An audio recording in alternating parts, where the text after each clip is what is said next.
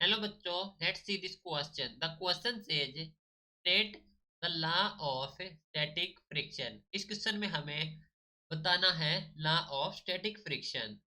ठीक है, सो इस क्वेश्चन के लिए हमारा की कॉन्सेप्ट यूज हो रहा है, की concept that is law of static friction. Law of static friction. ठीक है, तो बात कर लेते हैं लॉ ऑफ स्टैटिक फ्रिक्शन के बारे में। तो फर्स्ट ऑफ ऑल होता है हमारे पास फर्स्ट लॉ। फर्स्ट लॉ क्या कहता है कि जो लिमिटिंग फोर्स होगा स्टैटिक फ्रिक्शन का वो डायरेक्टली प्रोपोर्शनल होगा to the normal reaction between the two surface जो कि होंगे कांटेक्ट में। ठीक है, तो हम लिख सकते हैं the limiting force of the limiting force of static friction, force of static friction that is, इसे हम लिखते हैं एफ ऑफ एल से। ये होगा हमारे पास directly proportional, directly proportional to the normal reaction, to the normal reaction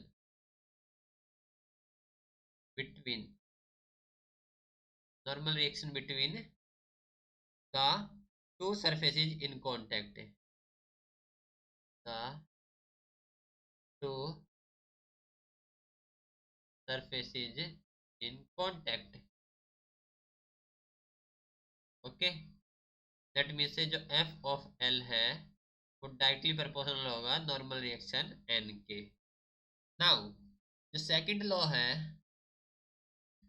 second law क्या कहता है? सेकंड लॉ कि जो लिमिटिंग फोर्स ऑफ फ्रिक्शन है वो इंडिपेंडेंट होगा एफरेंट एरिया जो कि होगा सरफेस इन कांटेक्ट के बीच। तो the limiting force, the limiting force of friction, force of friction is independent of the, independent of the apparent area between the apparent area between the surface in contact, surface in contact।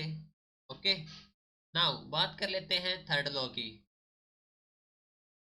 Third law,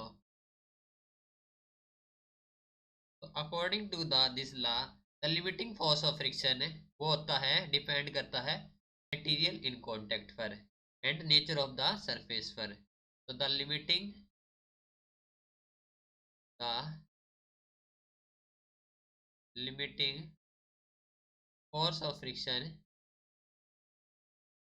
force of friction depends upon the, depends upon the nature of the surface, nature of the surface। Clear? So this is the law of static friction, right? Hope you understood it well. Best of luck.